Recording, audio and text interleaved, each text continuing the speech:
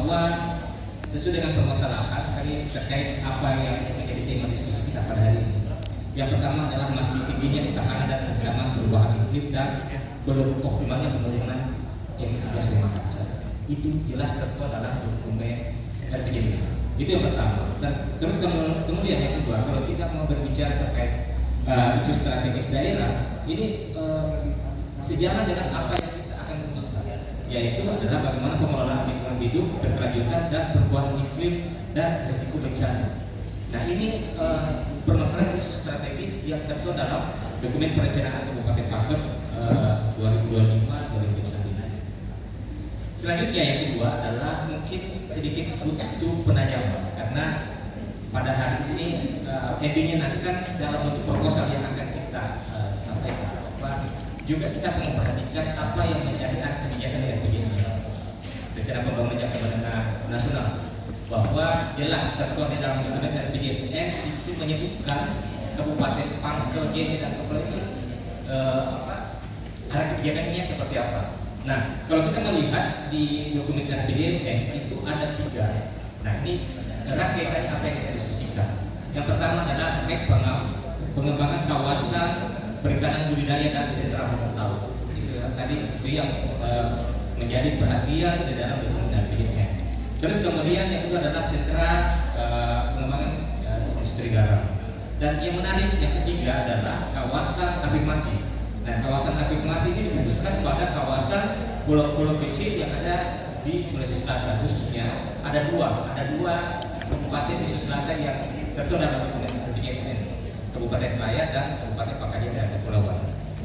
Nah, kalau kita juga menanalisis lebih dalam dalam dokumen RPJMD Kabupaten Pangkep, kalau kita berbicara arah pembangunan wilayah Kabupaten Pangkep ini tadi apa yang disampaikan waktu sudah sejarah sebenarnya. Karena walaupun bagaimana kita harus konsistensi sebenarnya apa yang diselesaikan di Kabupaten Pangkep itu penanganannya.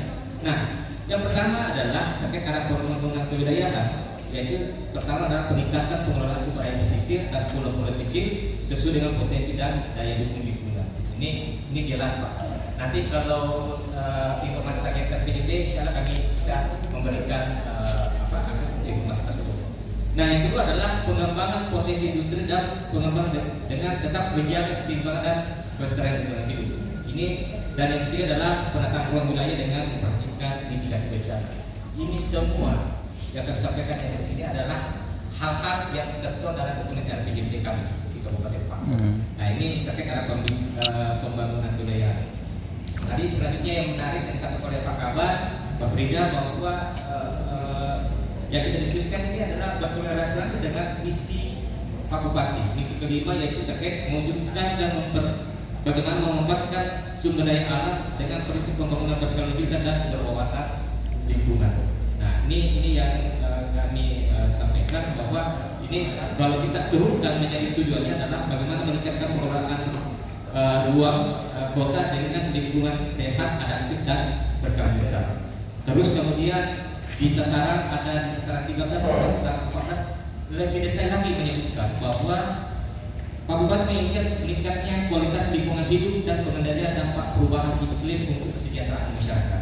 Tadi apa disampaikan oleh Pak Menteri Sosial bahwa walaupun sebenarnya endingnya adalah bahwa kita fokus kita adalah bagaimana menjaga kelestarian hidup, tapi juga memperhatikan tingkat kesejahteraan masyarakat.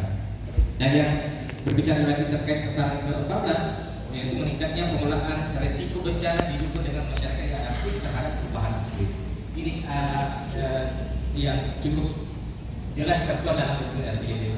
Nah, sedikit Pak, terakhir saya menambahkan sedikit terkait apa keinginannya Pak Bupati yang dituangkan dalam arah kebijakan. Nah, ada 2 berdasarkan tadi sasaran yang disebutkan. Yang pertama adalah bagaimana peningkatan kebersihan dan keindahan wilayah melalui program rehabilitasi mangrove, pelestarian terumbu karang dan pengelolaan sampah berbasis komunitas. Ini kan semacam rekomendasi Pak.